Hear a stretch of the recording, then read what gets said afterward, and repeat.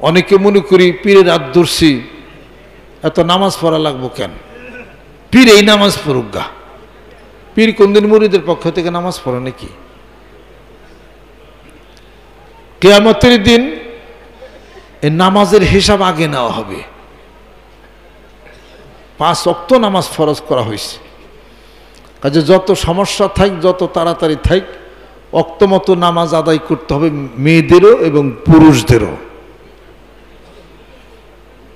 আর নামাজ আদায় করলো না, কিন্তু জিকির করলো, আধা ঘন্টা জিকির করে কিন্তু নামাজ পড়লো না, এই জিকিরের কোনো দাম নাই।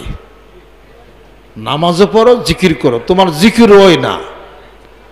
তোমার জিকির যদি ঠিক হইতো তাহলে তুমি নামাজ ঠিকই পড়তো, তোমার জিকিরও গন্ডগোল। তোমার একটা মানুষ জিকির করে 2 বেলা, সে নামাজ পড়ে না, এটা কোনো প্রমাণ আছে নাকি? তার মানে হে জিকিরের নামে সেও জিকিরই করে না, সে তার জিকির হয়ই না তার, যার পর সে নামাজে সে উদাসীন হয়ে গেছে। যে নামাজে উদাসীন, ওর জিকিরও উদাসীন, দেখেন গা, ওর জিকিরও হয় না।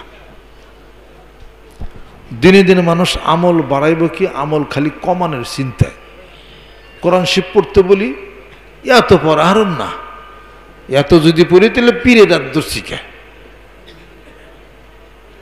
পীরকে তোমার সব কিছু, পীর তোমাকে গাইডলাইন দেখাই দিছে, ইবাদত বন্দিকে তোমাকে নিজেই করতে হবে। তোমাকে ইচ্ছা করি আল্লাহ পাক ব্যবস্থা করে দিবে। জোরে কোন সুবহানাল্লাহ। কোরআন শরীফ তেলাওয়াত করি, জিকির করি, আর পর্দা, খাস পর্দার মধ্যে থাকার চেষ্টা করি। আল্লাহ পাক যেন কবুল করে নেন।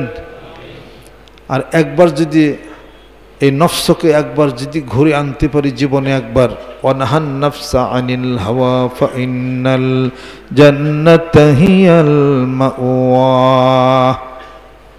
একবার যদি নফসকে ঘুরে আনতে পারি জীবনে একবার, মাওয়া নামক জান্নাত আল্লাহ দিয়া দিবেন। জোরে কোন সুবহানাল্লাহ।